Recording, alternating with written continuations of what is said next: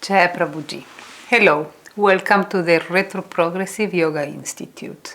My name is Swami Omkarananda. I am a disciple of Prabhuji since 1997, and in this institute I'm sharing my understandings and reflections on the writings of Prabhuji. In this course I am speaking about the book Tantra, Liberation in the World. In this book Prabhuji explains the amazing gifts, spiritual gifts that we got from this tantric revelation. Many of them influenced Prabhuji's search, and we find something from this spirit in the retroprogressive yoga. This is the second course we do on this book. In the first course, we study the first section of the book called the Tantric Vision, in which Prabhuji shares the spirit of these fervent seekers that can inspire so much our own search. In this course, we are studying the second section called the Origins and Development of the Tantric Revelation. This is the lecture number 6. So we are building up our knowledge, so it's good to watch the lectures gradually. But I will summarize what we learned so far and we will go on. For many centuries, the worship of India was based on the Vedas. The Vedas speak about a wide variety of gods and goddesses and different aspects of the divine god worship.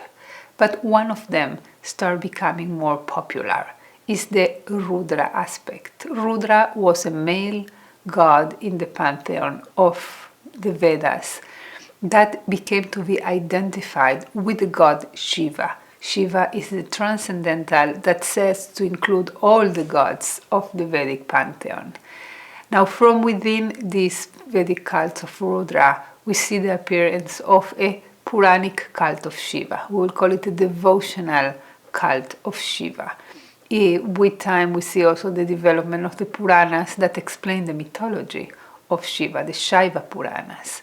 So it was the later development of the scriptures and a very big and amazing tradition of devotion to Shiva start to spread in many parts of India. From within this cult of devotion to Shiva, we find different seekers, individual seekers that wanted to take their search one step forwards.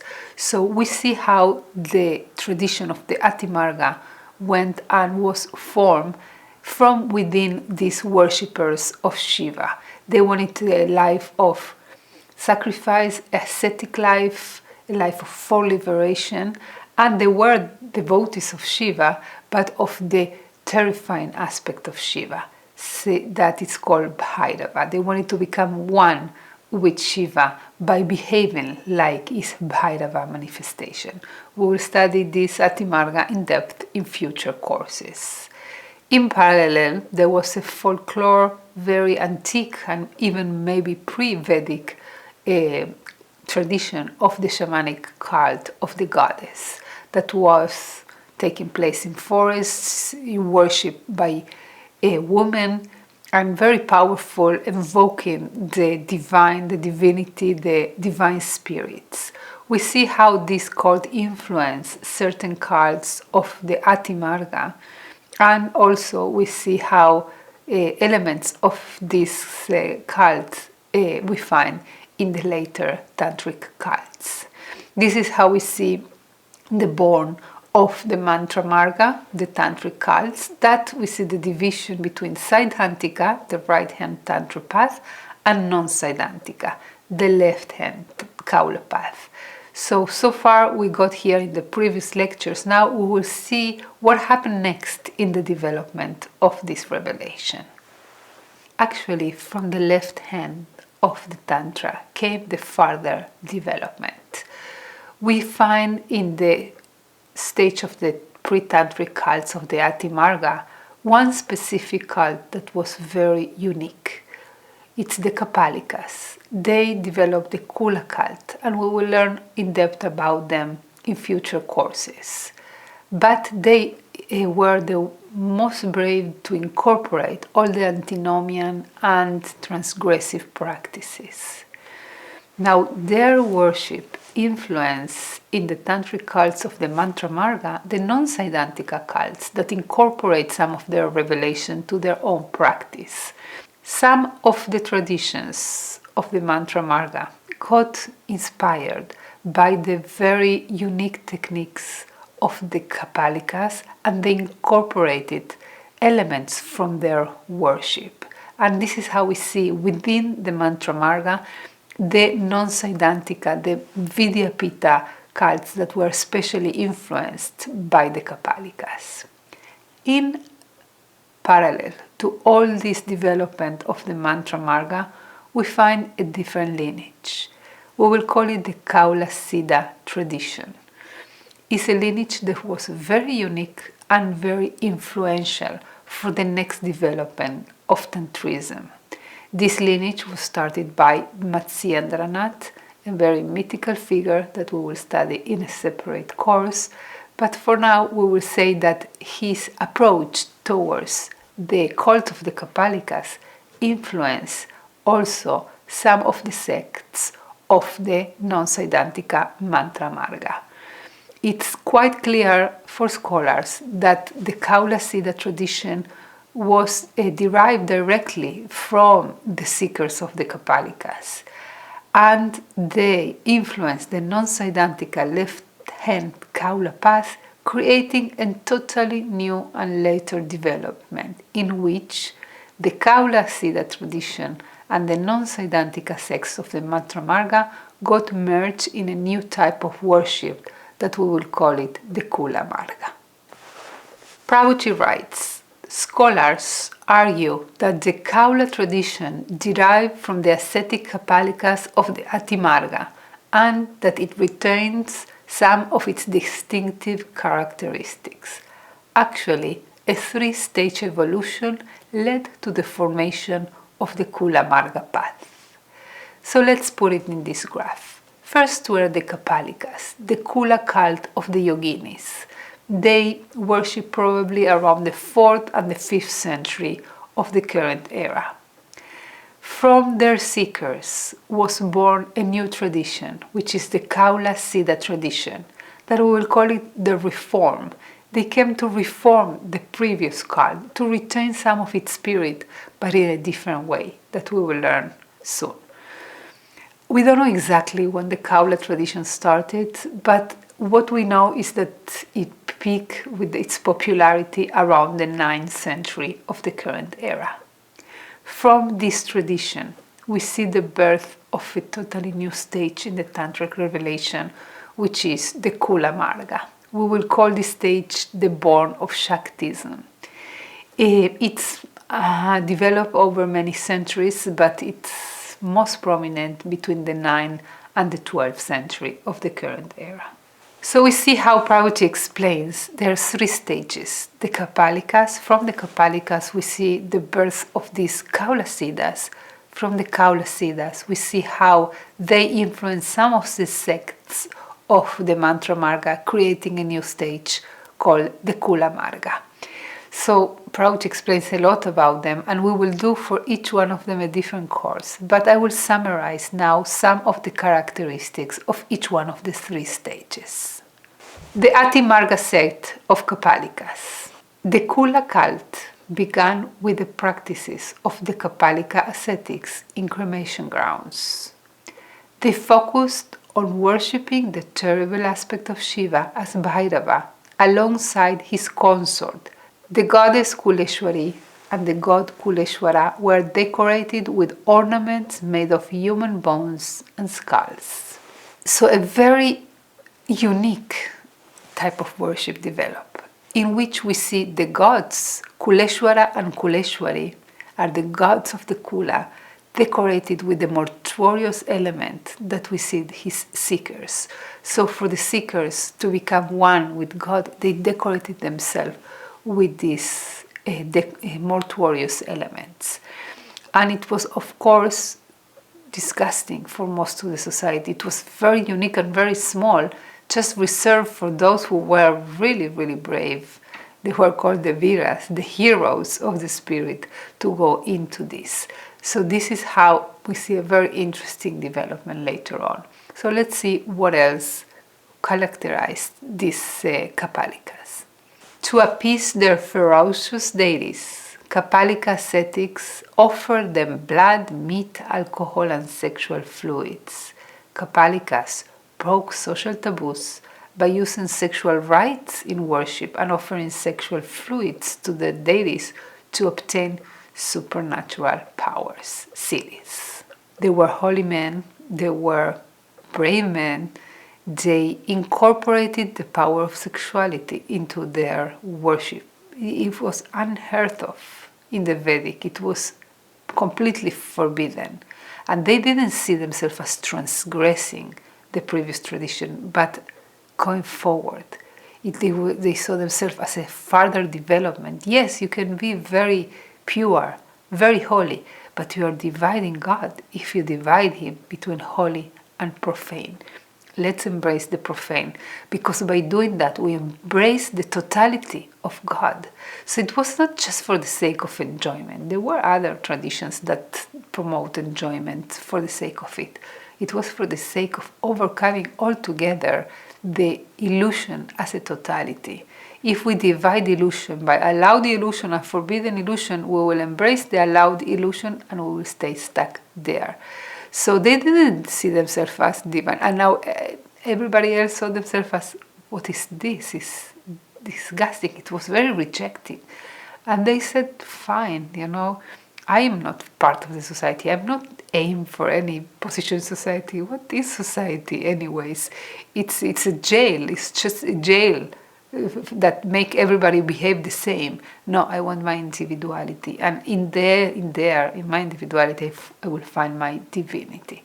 So they took it all the way, and they had very enlightened spiritual guides, believe me, that they could take them safely to this unknown territory of exploring the human being, the human fluids, the human all the human fluids, because they believe that through the fluids also the gnosis can arrive. So they have very esoteric and mystical practices. Many of them, they were very secret, so we really don't know all of them, but we have some of its spirits. So let's see what else characterized the Kāpālikas.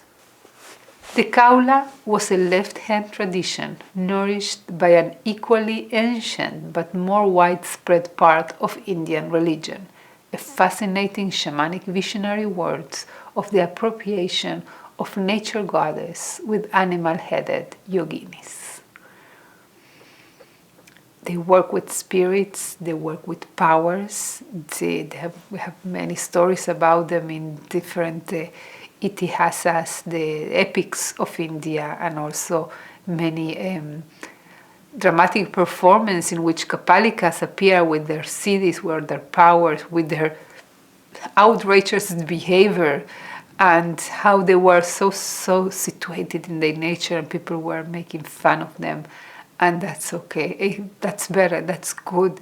Like the pride that you think you're something, this is what keeps you in misery. I am happily rejected. I embrace that.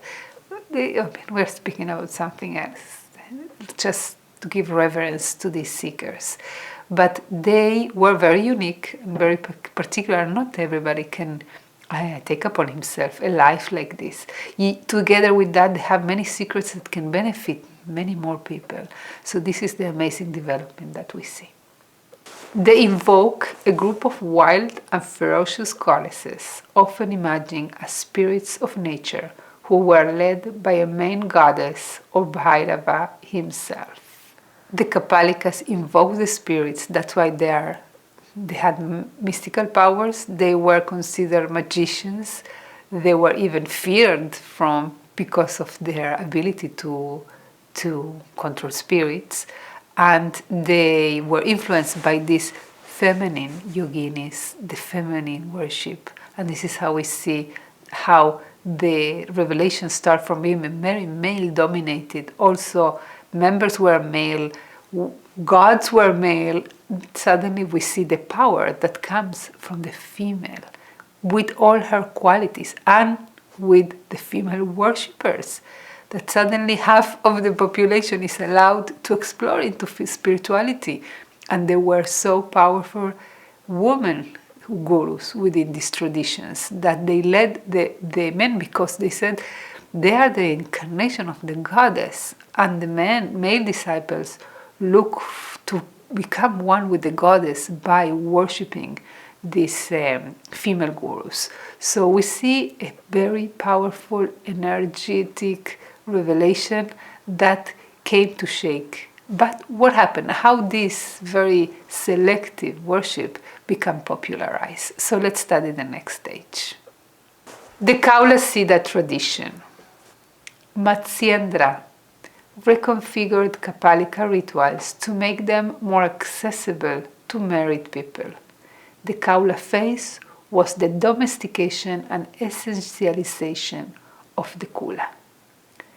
So we have the Kula and we have the Kaula. Often they're interchanged, so it's quite confusing. But for the sake of this book and this course, we will call the Kula the worship of the Kāpālikas, and the Kaula the later worship suggested by the lineage of Matsyendranath. Matsyendranath, it's a mythical figure that is not even known if he was human or was divine or was a master, but he is the one who started the Kaula-Siddha tradition that took the essence of the Kāpālikas and said, people cannot even think about practicing these things. They have to be ascetics and they have to be so serious. But many people can benefit from the principles if they domesticate. We domesticate and take elements that are barriers for married people to worship and to use in their search. But we can take the essence of them and then make them in a way that it will be accessible for everyone. This movement within esoteric Shaivism decontaminated Kāpālika mysticism and, among other reforms, eliminated some of its mortuary aspects and placed greater emphasis on the erotic element of the cults of the yoginis. There was something very aesthetic in the worship, because sexuality comes with creativity and with art, so this can be attractive to many seekers. And the mortuary element, they are immediately creating rejection. It was clear why the Kāpālikas used this element in their search, but it's not for everyone. And Matsyendranath said that why don't we take the barriers and we keep the essence of it, the aesthetics of it. In the cult of the yoginis there is power, but they're so fearful that people are even afraid to deal with this type of forces. They are afraid of the consequences. But they are expression of the beauty of the mother. So why don't we use it in a way that it can benefit others? So it took the aesthetic, the artistic part of it, and make a totally new tradition. The ritual's emphasis was less on feeding voracious deities and more on erotic and mystical relationship with them. It is said that these spirits were very demanding from the seekers. They're demanding to be pleased by the sacrifice. What will please God? Your surrender, your sacrifice, your giving. Because what the ritual came is to develop something in the spirit of the seeker that will allow to express the divine essence. But the people were so afraid of these wild yoginis. They were hybrids between animals and humans. They were terrifying. Their imagery they were powerful, so they didn't want even to deal with them. But in fact, they are benevolent. They want the development. Yeah, it's like a hard teacher that demands a lot. It's not frightened. It's not to be afraid of, but it's to take the advantage of their demands. But it's not for everyone. So it's better to make a version that it will be, many people will be able to benefit from it. And this is how it took this worship, instead of pleasing them, to develop certain relationship with them in a very inspiring way. Although scholars consider Kaula-ism a part of the Tantric tradition, it is, in fact, markedly different from the Tantric sects because it rejects external ritual, both Homa and Linga worship, and questions the basic meaning and purpose of ritualistic acts.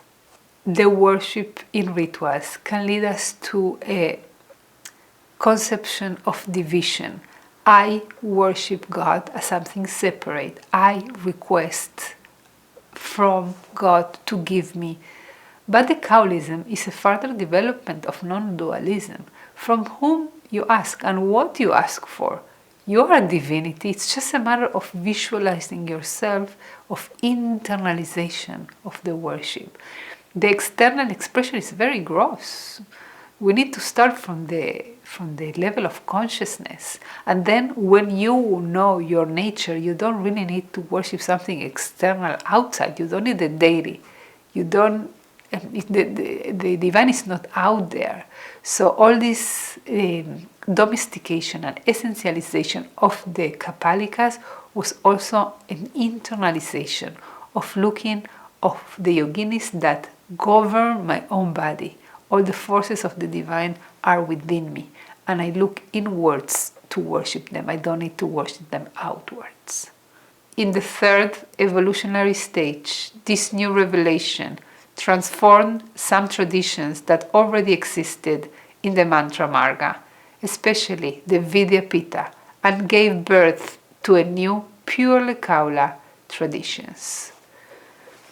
The Kaula-Siddha tradition was very, very influential and very important because otherwise it will be all this Kāpālika will die. How many seekers in that level you can get? But the Kaula-Siddha took this and therefore influenced the Vidyapita traditions of the Mantra-mārga. And this is how we find later developments of this Mantra-mārga tradition in the Kula-marga stage. Kaula-ism was not sectarian, since it did not worship a particular deity.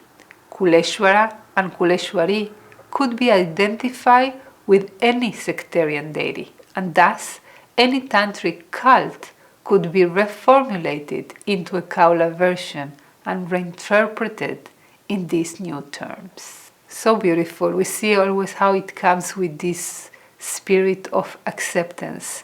It's not for a sect. The Kaula-ism didn't come to say, okay, I now worship a new type of God, and this is the most prominent God, and every other God is lesser. That's not the spirit. No matter what you connect to or you run, it's an invitation to internalize the search to a very a direction of monism, a direction of seeing your essence, your divine essence. So easily, this spirit of the Kaula-ism could influence existing sects because it doesn't demand to exchange the God that they worship. It's for seekers that want really to take it one step forward and then to go inwards in their search. So this is how we see the Kaula influence in existing traditions, and leading to a tradition that was pre-Kaula, meaning it stayed in the type of worship of the Mantra-mārga, but it developed new lineages that they were considered more advanced and more subtle and sophisticated, which incorporate the spirit of the Kaula-ism. Kaulas in this stage were highly educated people and aesthetists, lovers of art and beauty. So look what happened. From being ascetics, brahmanas, male, living in crematoriums, mainly an oral tradition, suddenly this domestication of the Kāpālika rituals start attracting the attention and the fascination of very educated people that wanted to know more about it, that they were grateful and fascinated by this heritage, because in India the tradition is very respected. But there was such a barrier because they deal with so many impure elements that it was a disgrace if somebody educated will even get closer to these contaminated seekers. But by domesticating this element that were the barriers, he did something brilliant. Matsyendranath really gave the gift of the Kāpālikas to the world, and that therefore the people that were attracted to it, that suddenly it was a totally different kind of people, that they love art and they saw the beauty that can be expressed in the mortuary elements, because there is some aesthetics in that, and they took it to the direction of expression of art, and to find the beauty of the integrating of the polarities. This is how we see how more educated seekers that wanted to benefit from this ritual got attracted to the new versions of the sects of the Vidyapita. Members of the royal court were attracted to this tradition. From being a very clandestine tradition, it became mainstream, attracting the fascination even of the royal members of society that were looking after these powers, this connection, this elevation, but they couldn't with all the antinomian elements. It was impossible. They needed to go out of society. But the Kaula-Siddha tradition didn't require you to do any external change. It's a matter of elevating your level of consciousness and incorporating this spirit in whatever worship you are doing. So it really opened this to everyone. The wild tradition of the yoginis was reinterpreted. Wild goddesses are energies of the human body and mind, mortuary elements, the death of the ego. Offerings to the goddesses are offerings to the senses.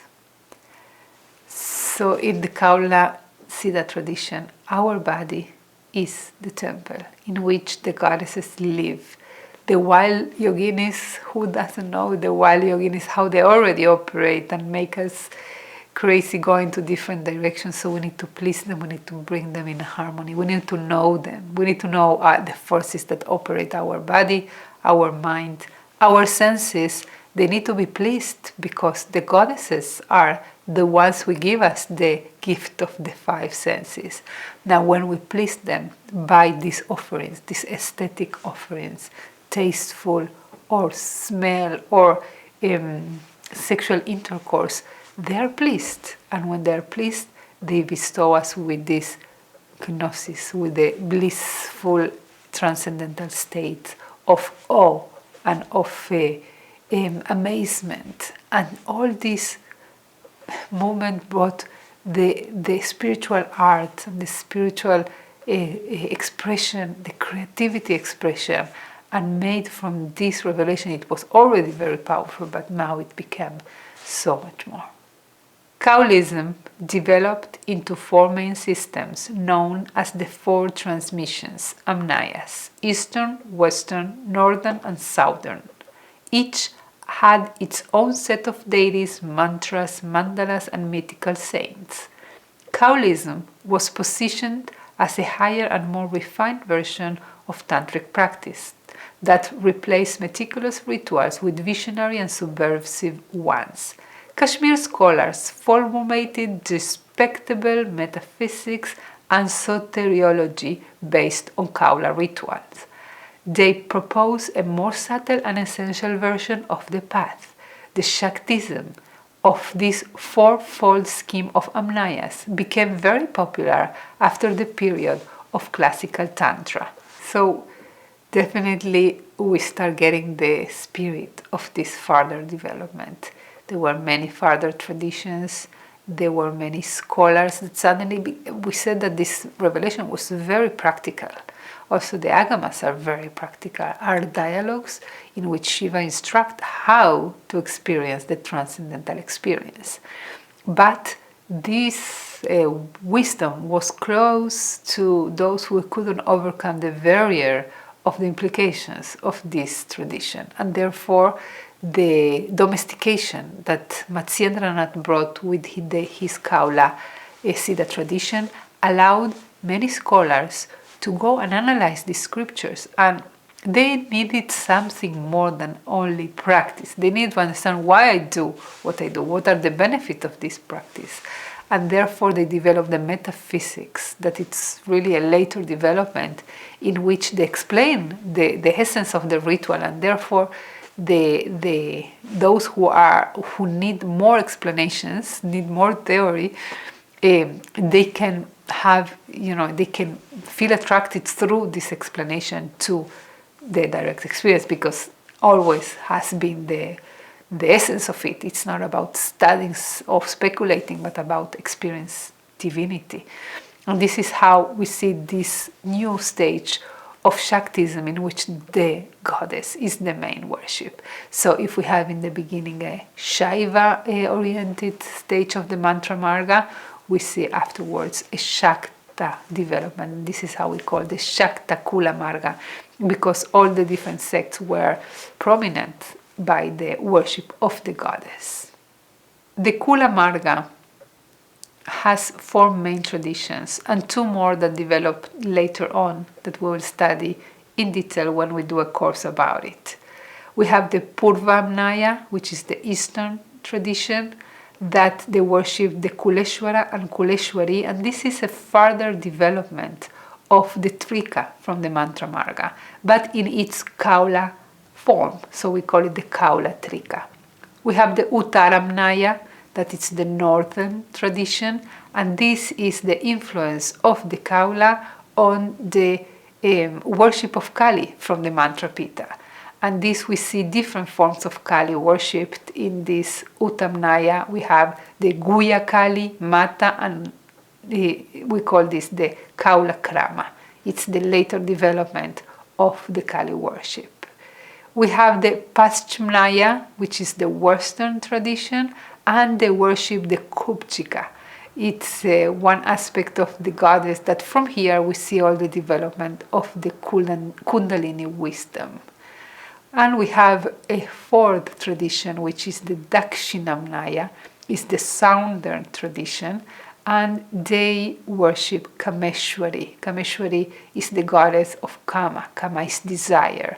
And from there we see that is one of the traditions that survived till today, because it's the worship actually of the benevolent and beautiful aspect of the goddess. To finalize this lecture, I want to share these words of Prabhuji that give us some of the spirit and beauty of this tradition. The Kula-marga traditions were non-dualistic and believed that divinity was inherent to the manifestation. Instead of denying the word, they saw it as the realm where divinity was fully experienced. The universe was created for the self-realization of humans, and it offers liberation to those who favor the divine. Human beings are able to reveal the mysteries of this pulsating and vibrating universe. What a promise! What an invitation! This is the realm. You're not a misery. You are not meant to suffer. It's not a punishment to have a body. It's an opportunity. It's the goddess expressing herself here to reunite with Shiva. Look at the universe. You are not an ignorant, unable to know anything that is going on, helplessly meant to die. No, you are eternal. And this is a temporal play which gives you an opportunity for self-realization. Furthermore, everything was meant for self-realization. Just focus, because those who favor the divine, meaning not those who get confused and get enslaved by the temporal shadows of this world, those that stay focused on what I came here to be. Who am I? For what is this life? I don't escape the reality of death. My life is temporal, and I have a short period of time to do something very specific, and I didn't get a manual of what to do. I need to understand, I need to discriminate what leads me to more misery, and what Prabhuji says, our escape from the misery of the temporality of this world is what keeps us in suffering. But we need to face it. We need to accept reality. Prabhuji said, what is as it is. This is what is. But within this reality, what I meant to do. And Prabhuji writes here that this tradition is an invitation to discover the mysteries of a vibrating and pulsating universe. Shakti pulsates in every breath, in every cell that multiplies, in every atoms. But we need to see, and we are so blind by the illusion and the imposed conclusions of others that we are not loyal to our direct and own experience. We are a mystery, but we can discover this mystery if we go inwards and discover the pulsating, amazing, loving, and powerful energy of Shakti in every word that I said, in every word that you listen, in every moment. Every moment is an opportunity to reunite, and this is the true invitation of the Kula-marga. So we will continue in next classes to learn how furthermore this tradition developed. So thank you, Prabhuji, for the gift of this book, for the gift of the inspiration, and we will meet in the next class. Jaya Prabhuji.